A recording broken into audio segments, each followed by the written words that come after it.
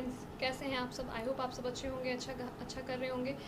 तो मैंने जो टॉपिक स्टार्ट किया था कि किशोरावस्था क्या है, उसी टॉपिक को आगे बढ़ाते हुए आज का जो हमारा टॉपिक है वो है कि किशोरावस्था में शारीरिक परिवर्तन। कौन कौन से शारीरिक परिवर्तन किशोरावस्था में देखने को मिलते हैं, क्योंकि अब जो आगे का कुछ इंपॉर्टेंट क्वेश्चन सब है वो सारा किशोरावस्था से रिलेटेड है।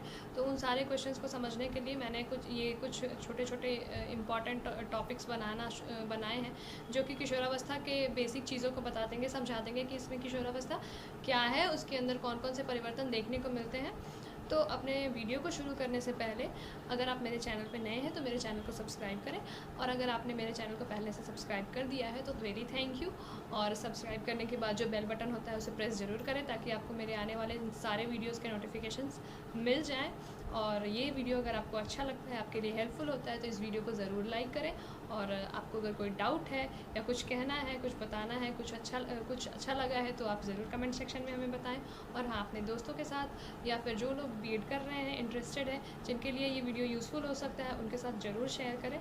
तो वीडियो को आगे बढ़ाते हैं कि हमारा आज का क्या टॉपिक है। हमारा आज का टॉपिक है किशोरावस्था में शारीरिक परिवर्तन, physical changes in adolescence. Physical changes मतलब कि कौन कौन से शारीरिक परिवर्तन, शरीर में कौन कौन से परिवर्तन होते हैं किशोरावस्था में।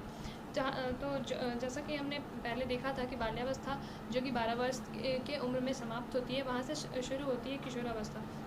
मतलब 13 वर्ष की उम्र से शुरू होती है किशोरावस्था, और ये अवस्था 13 वर्ष से लेकर के 19 वर्ष तक, या कुछ लोगों के अनुसार, कुछ थिंकर्स के अनुसार ये 13 वर्ष से लेकर के 21 वर्ष तक भी चलती है। इस बीच की अवस्था को किशोरावस्था कहते हैं। इस बीच बालकों के अंदर बहुत सारे परिवर्तन देखने को मिलते हैं। ये परिवर्तन सबसे ज़्यादा जुड़े होते हैं उनके शरीर से, क्योंकि उनके शरीर में शारीरिक विकास से लेकर के उनके अंदर काफ़ी सारे हार्मोन्स के चेंजेस भी होते रहते हैं, हार्मोनल परिवर्तन भी होते रहते हैं। इसकी वजह से उनका जो मानसिक जीवन होता है वो बहुत प्रभावित होता है, क्योंकि उनके अंदर बड़ी संघर्ष की, तनाव की एक ऐसी द्वंद्व चलती रहती है। इस वजह से उनका जो मानसिक जीवन होता है वो बहुत प्रभावित होता है। तो किशोरावस्था में कौन कौन से परिवर्तन होते हैं उसको हम लोग देखेंगे, कौन कौन से शारीरिक परिवर्तन होते हैं उसको हम लोग देखेंगे। लेकिन उससे पहले जो लड़कियां हैं, जो भी लड़कियां होती हैं, उनके अंदर जो अधिकांशतः 14 वर्ष तक उनकी जो परिपक्वता होती है, मैच्योरिटी होती है, लड़कियां 14 वर्ष तक अपनी मैच्योरिटी को अचीव कर चुकी होती हैं, और जो लड़के होते हैं उनकी जो मैच्योरिटी होती है वो 16 वर्ष की आयु तक, मतलब 16 ईयर्स तक उनका मैच्योरिटी चलता है, और 16 ईयर्स की आयु में वो अपने मैच्योरिटी को अचीव कर चुके होते हैं। तो किशोरावस्था में कौन कौन से फिज़िकल चेंज होते हैं उनको देखते हैं। तो सबसे पहला जो फिज़िकल चेंज होता है वो होता है कि शारीरिक परिवर्तन, जो बॉडी में जो चेंजेस होते हैं वो तो पहला होता है उनका जो रिप्रोडक्टिव ऑर्गन है उससे रिलेटेड, जो रिप्रोडक्टिव सिस्टम है उससे रिलेटेड उनका चेंज होता है। जैसे कि रिप्रोडक्टिव लड़कों के अंदर, बालकों के अंदर और बालिकाओं के अंदर, दोनों के अंदर जो रिप्रोडक्टिव ऑर्गन्स हैं उन सारे रिप्रोडक्टिव ऑर्गन्स का डेवलपमेंट होना शुरू होता है, विकास होना शुरू होता है। रिप्रोडक्टिव हार्मोन्स जो होते हैं, सेक्सुअल हार्मोन्स, उन सारे का सिक्रेशन उस वक्त होना ज़्यादा होता है। उसी सेक्रेशन की वजह से जो रिप्रोडक्टिव ऑर्गन्स हैं उन सब का डेवलपमेंट होता है। लड़कों के अंदर देखा जा सकता है कि उनकी दाढ़ी मूंछ के बाल आने शुरू हो जाते हैं, हाथ पैर के बाल आने शुरू हो जाते हैं, या फिर और भी बॉडी पार्ट्स के बाल आने शुरू हो जाते हैं। लड़कियों के अंदर भी देखा जा सकता है कि उनका जो डेवलपमेंट है, फिज़िकल डेवलपमेंट एक अलग होने लगता है। जो रिप्रोडक्टिव ऑर्गन्स है वो सारे, उन सब का डेवलपमेंट होने लगता है। उनके जो पीरियड्स होते हैं, जो मेंस्ट्रुअल साइकिल होता है वो शुरू हो जाता है किशोरावस्था से। उनके भी प्यूबिक हेयर्स आने शुरू हो जाते हैं। जो लड़का है उसके आवाज़ में चेंजेस देखने को मिलता है। जो आवाज़ बचपन में कोमल आवाज़ होता है बालकों का, वो बाद में जाके भारी हो जाता है। लड़कियों का आवाज़ धीरे धीरे कोमल होना शुरू हो जाता है। और इस तरह के फिज़िकल चेंजेस जो होते हैं वो किशोरावस्था में सबसे पहले देखने को मिलते हैं। दूसरा चेंज क्या होता है? दूसरा चेंज होता है लंबाई से लेकर के, हाइट से लेकर के, मतलब किशोरावस्था में जो लंबाई है वो भी बढ़ती है। सबसे ज़्यादा लंबाई किशोरावस्था में ही बढ़ती है, और ख़त्म भी किशोरावस्था में ही हो जाती है, क्योंकि जब बालक प्रौढ़ावस्था में चला जाता है तब उसकी लंबाई नहीं बढ़ती। बालिकाओं की जो लंबाई है वो 16 वर्ष की आयु तक बढ़ती है, और बालकों की लंबाई 18 वर्ष की आयु तक बढ़ती है। मतलब 16 ईयर्स के एज तक होते होते बालिकाओं की जो लड़कियों की जो हाइट है उनका डेवलपमेंट, उनका ग्रोथ रुक जाता है, और 18 ईयर्स तक जाते जाते जो बॉयज़ होते हैं, जो लड़के होते हैं, उनके हाइट का डेवलपमेंट रुक जाता है। मतलब किशोरावस्था में देखा जाता है कि जो लंबाई है वो जो मैक्सिमम हाइट हो सकती है किसी लड़की की या किसी लड़के की, वो किशोरावस्था में वो अपना अचीव कर चुका होता है। तीसरा जो अगला चेंज होता है वो होता है भार का, वेट का। भार में कैसे बदलाव होती है, क्योंकि जब किशोरावस्था आरंभ होता है तो जो बालक हैं या जो बालिकाएं हैं उनके बोन्स और जो मसल्स हैं वो स्ट्रांग होने शुरू होते हैं। अब बोन्स और मसल जब स्ट्रांग होता है तो शरीर का वेट भी बढ़ जाता है। 10 से 15 वर्ष की जो लड़की होती है उसका उस वक्त 10 से 15 वर्ष के लड़कों से अगर तुलना किया जाए तो उसका शारीरिक भार, मतलब लड़की का शारीरिक भार लड़के की तुलना में ज़्यादा होता है। पर धीरे धीरे लड़के का शारीरिक भार बढ़ना शुरू होता है और वो लड़कियों की तुलना में ज़्यादा होता है। तो मतलब किशोरावस्था में शरीर में एक और बदलाव जो देखा जाता है वो कौन सा होता है, वो भार को लेकर के होता है। शरीर में भार भी बदलता रहता है क्योंकि उस टाइम बोन्स और मसल्स स्ट्रॉन्ग होते हैं और इस वजह से भार और हाइट भी बढ़ती है। हाइट बढ़ती है तो बोन्स और मसल्स का भी डेवलपमेंट होता है, इस वजह से भी वेट बढ़ चुका होता है। अब अगला जो चेंज है वो कौन सा होता है, शारीरिक अंगों का अनुपात, रेशियो ऑफ बॉडी पार्ट्स। अब इस अवस्था में जो शारीरिक अंग है वो भी अपने सही अनुपात में आ जाते हैं। जैसे कि बाल्यावस्था में देखा जाता है कि शरीर का ऊपरी भाग भारी होता है और निचला भाग हल्का होता है, परंतु किशोरावस्था में जो निचला भाग है शरीर का वो भारी हो जाता है और ऊपरी भाग हल्का होता है, क्योंकि जो आँख है, नाक है या माथा है, कान है, ये सारे चीज़ें जो हैं बालकों के अंदर, किशोरों के अंदर, वो सारे अपने सही आकार में आ चुके होते हैं। तो शारीरिक अंगों का जो अनुपात होता है वो भी सही हो जाता है कि आँख, किसी की आँख जो छोटी है, बड़ी है, या फिर मतलब जो भी शरीर का अनुपात होना चाहिए अंग का, वो सारे रेशियो सही हो गए होते हैं कि किस बच्चे का आँख बड़ा होगा, किसका छोटा होगा, किसका नाक बड़ा होगा, छोटा होगा। तो ये सब शारीरिक अनुपात जो है अंगों का, वो भी उसमें भी परिवर्तन देखने को मिलता है किशोरावस्था में। अगला जो चेंज होता है वो कौन सा है, तो अगला जो शारीरिक चेंज होता है किशोरावस्था में वो होता है डेवलपमेंट ऑफ इंटरनल ऑर्गेन्स, मतलब आंतरिक अंगों का विकास। जो इंटरनल ऑर्गेन्स है, इंटरनल ऑर्गेन्स कौन सा है, जैसे डाइजेस्टिव सिस्टम है, डाइजेस्टिव सिस्टम में भी उस टाइम चेंज देखने को मिलता है। जो इंटेस्टाइन्स है वो लंबी होने लगती हैं, मोटी होने लगती हैं। जो लीवर है उसका भी भार बढ़ जाता है और इस तरह से डाइजेस्टिव सिस्टम के अंदर भी चेंजेस होने शुरू हो जाते हैं। अगला चेंज क्या होता है इंटरनल ऑर्गन्स के अंदर, वो होता है ब्लड सर्कुलेटरी सिस्टम के अंदर, रक्त परिसंचरण तंत्र के अंदर। उसके अंदर भी जो किशोरावस्था के बालक हैं या बालिकाएं हैं उनके अंदर ये ब्लड सर्कुलेटरी सिस्टम के भी चेंजेस देखने को मिलते हैं। जैसे किशोरावस्था में हृदय के भार में भी तीव्र गति से वृद्धि होती है।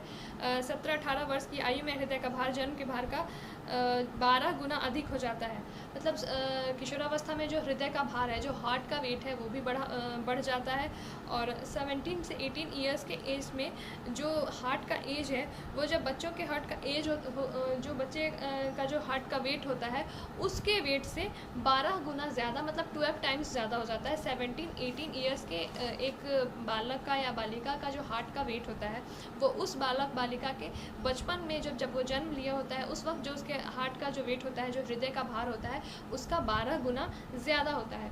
और भी उसके अंदर जो चेंजेस देखने को मिलते हैं वो रेस्पिरेटरी सिस्टम में भी चेंजेस देखने को मिलते हैं, मतलब श्वसन तंत्र में चेंजेस देखने को मिलते हैं। जो फेफड़ा है किशोरावस्था में जो बालकों का या बालिकाओं का जो फेफड़ा है वो भी पूर्णतः विकास कर गया होता है। लड़कों के में यह विकास लड़कियों की तुलना में देर से होता है, क्योंकि लड़कियों के सीने की अस्थि जल्दी विकसित होती है जबकि लड़कों के सीने की अस्थि का विकास अपेक्षाकृत देर से होता है। लड़कों का जो फेफड़ा है, जो सीने का जो चेस्ट का जो बोन होता है उसका डेवलपमेंट थोड़ा देर से होता है, जबकि लड़कियों का जल्दी होता है, क्योंकि लड़कियों के अंदर शारीरिक डेवलपमेंट जो उसका जो ब्रेस्ट का भी डेवलपमेंट हो रहा होता है उस वक्त। इस वजह से लड़कियों के अंदर जो फेफड़ों का विकास है जो या फिर जो रेस्पिरेटरी सिस्टम से का जो विकास है वो जल्दी होता है। लड़कों के अंदर ये लड़कियों की अपेक्षा थोड़ी देर से होता है। पर किशोरावस्था में ये सारे विकास, शरीर के इतने सारे विकास देखने को मिलते हैं। तो कौन कौन से विकास देखने को मिलते हैं? सबसे पहला रिप्रोडक्टिव ऑर्गन्स में चेंजेस देखने को मिलते हैं, रिप्रोडक्टिव ऑर्गन्स का डेवलपमेंट होता है। रिप्रोडक्टिव ऑर्गन्स के अलावा बॉडी में अलग अलग चीज़ों का भी चेंजेस होता है, जैसे हेयर ग्रोथ होना होता है, प्यूबिक हेयर्स आने शुरू हो जाते हैं, लड़कियों के अंदर मेंस्ट्रुअल साइकिल शुरू हो जाती है, बॉडी पार्ट्स जो लड़कियों के या लड़कों के होते हैं रिप्रोडक्टिव ऑर्गन्स वाले, वो सारे उन सारे का भी डेवलपमेंट होना शुरू होता है। उसके बाद हाइट जो है, हाइट में चेंजेस देखने को मिलते हैं, वेट में चेंजेस देखने को मिलते हैं, जो बॉडी का के अलग अलग पार्ट्स का रेशियो है वो उस वक्त सही हो गया होता है, मतलब किशोरावस्था में वो अपने सही आकार को प्राप्त होता है। उसके बाद जो इंटरनल ऑर्गन्स हैं, जैसे कि उसमें रेस्पिरेटरी सिस्टम है, डाइजेस्टिव सिस्टम है, ब्लड सर्कुलेटरी सिस्टम है, या फिर इस तरह से के जो भी इंटरनल ऑर्गन्स हैं, जो भी सिस्टम्स हैं, मतलब वो सारे अपने सही आकार, सही दिशा, सही डेवलपमेंट, सही विकास को प्राप्त हो चुके होते हैं। शरीर के अंदर जितने भी परिवर्तन होते हैं मुख्यतः वो सारे किशोरावस्था में होते हैं। इसलिए किशोरावस्था बहुत अहम होता है बालकों के लिए, बालिकाओं के लिए। उस वक्त उनके खान पान का, उनके खेल कूद का, उनके वातावरण का, उनके सबका ध्यान रखना बहुत ज़रूरी होता है, क्योंकि अगर खान पान में भी कमज़ोरी हो जाए, अच्छे से अगर बच्चों का पालन पोषण अच्छे से नहीं हो, उनके अंदर उनको खाने की या स्वस्थ भोजन ना मिले, तो उनका शारीरिक विकास अच्छे से नहीं होगा। अगर उनको एक अच्छा पर्यावरण नहीं दिया जाए तो उनके मानसिक विकास पे भी काफ़ी असर पड़ेगा, क्योंकि वो खुद ही मन में मानसिक रूप से काफ़ी तनाव से घिरे होते हैं। इसलिए उन्हें एक अच्छा पर्यावरण, अच्छा इन्वायरमेंट दिया जाना चाहिए, एक फ्रेंडली इन्वायरमेंट दिया जाना चाहिए।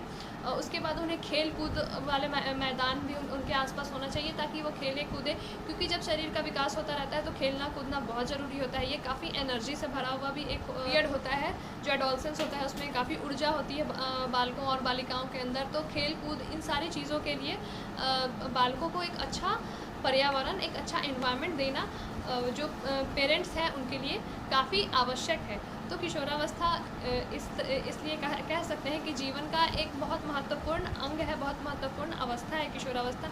इसमें बालकों और बालिकाओं की सही देखभाल होनी बहुत ज़रूरी है, क्योंकि इस वक्त जो चेंजेस होते हैं, जो एनर्जी होती है, उसको अगर सही डायरेक्शन मिले तो वो एनर्जी काफ़ी कुछ अच्छा कर सकती है। पर अगर उस एनर्जी को एक गलत डायरेक्शन मिल जाता है तो वो काफ़ी डिस्ट्रक्टिव भी हो सकती है। वो एनर्जी कंस्ट्रक्टिव भी हो सकती है अगर सही डायरेक्शन मिले तो, और डिस्ट्रक्टिव भी हो सकती है अगर सही डायरेक्शन नहीं मिले तो इस तरह से हमारा किशोरावस्था का ये टॉपिक ख़त्म होता है यहाँ पे।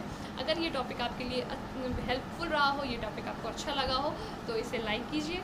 अगेन हमारे चैनल को सब्सक्राइब कीजिए अगर आप कर चुके हैं तो वेरी थैंक यू, और बेल बटन को प्रेस कीजिए ताकि हमारे आने वाले सारे वीडियोस के नोटिफिकेशन आप तक सबसे पहले पहुँचें। और इस चैनल को और इस वीडियो को जो लोग क्रिएट कर रहे हैं या जो लोग इंटरेस्टेड है, जो लोग देखते हैं इन सब चीज़ों को, उनके साथ ज़रूर शेयर कीजिए। थैंक यू, आपका दिन शुभ हो। Hope very good day and great day. Very thank you.